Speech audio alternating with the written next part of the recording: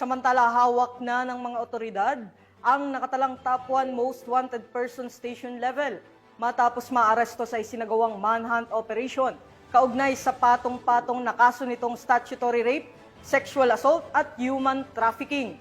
Patrolwoman Ivy Corporal sa report.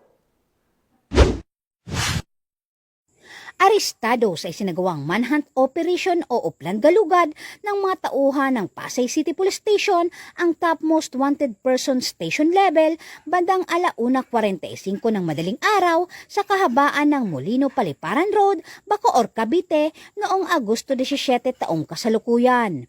Kinilala ang sospek na si alias Bombay, 39 anyos at residente ng Malibay, Pasay City. Ang warrant of arrest ay inisyo ni Honorable Jehan Batua Sampaw Hasiman, presiding judge ng Family Court Branch 11 Pasay City noong August 13, 2024 na walang kaukulang piyansa.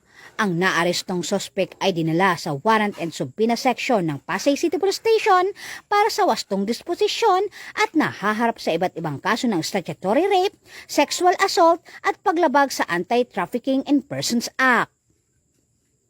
Mula dito sa Camp Bagong Diwa, Taguig City, ako po ang inyong PNN correspondent, Patrolwoman Ivy Corporal, alagad ng batas, tagataguyod ng Balitang Pulis.